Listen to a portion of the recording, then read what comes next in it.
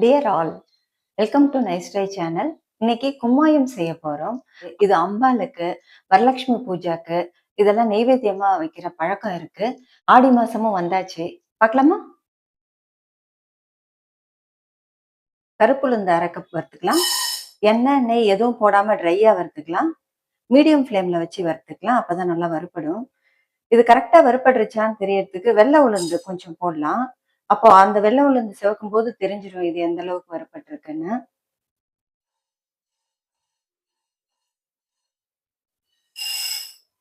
வெள்ளை உளுந்து அரை கப் வறுத்துக்கலாம்.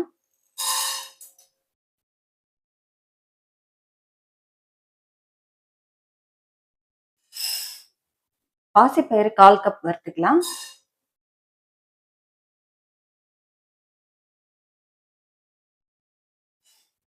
பச்சரிசி 1/4 கப் வறுத்துக்கலாம்.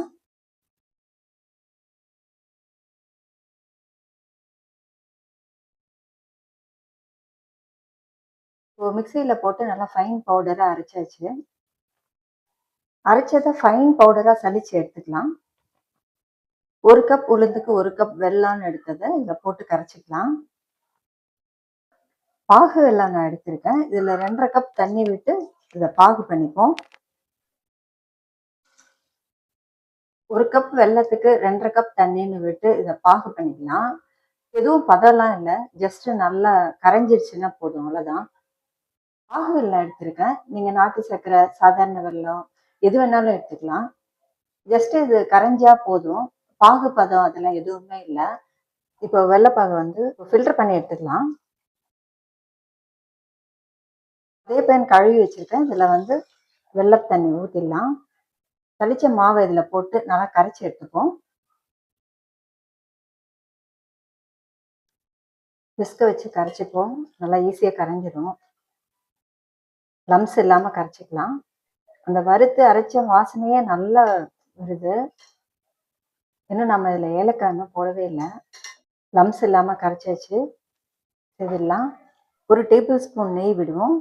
இதில் கரைச்சி வச்சிருக்கிறதையும் ஊற்றி செய்ய ஆரம்பிச்சிடலாம். இல்லாமல் மீடியம் ஃப்ளேமில் வச்சு கிளறிட்டே இருக்க வேண்டியதுதான்.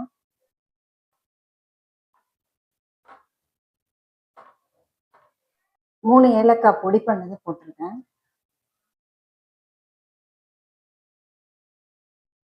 ஃப்ளேம் லோவில் வச்சுட்டு இந்த மாதிரி கிளறிட்டே இருப்போம். இப்போ கொஞ்சம் நெய் விட்டுப்போம். இப்போ 2 டேபிள் ஸ்பூன் நெய் விட்டுருக்கேன்.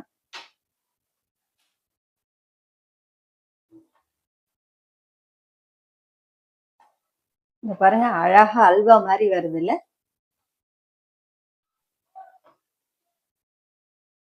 இந்த வறுத்து அரைச்ச பொடியை வந்து நம்ம ஸ்டோர் பண்ணி யூஸ் பண்ணலாம். அப்பப்போ வேணும்னும் போது எடுத்து ஸ்வீட் செய்துக்கலாம். அதனாலதான் நான் ஏலக்காய் வந்து இப்போ போட்டு அரைக்கல, ஏன்னா வாசனை போயிடும்ன்றதால வேணும் செய்யறப்போ போட்டுக்கலான்னு நான் போடல. ஆல்மோஸ்ட் ரெடி ஆயிடுச்சு. இன்னும் கொஞ்சம் நெய் விட்டுக்கலாம்.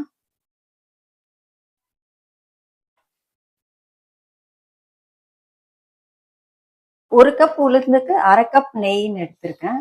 அது கரெக்டா இருக்கும். நல்லா அல்வா மாதிரி நல்லா வழவழன்னு நல்லா கரெக்டா வந்துடும். கார் ஸ்டேரிங் மாதிரி எப்படி திருப்புற பக்கம்லாம் திரும்புது பாருங்க. மீதி இருக்கிற கொஞ்சம் நெய்யும் போட்டுக்கலாம்.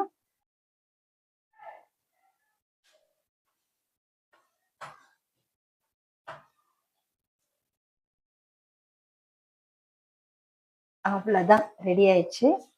நல்லா ஆறிடுச்சு. இப்போ நெய்வேத்தியத்துக்கு எடுத்துக்கலாம். நெய்வேத்தியத்துக்கு எடுத்தாச்சு. இப்போ டேஸ்ட் பார்க்கலாம்.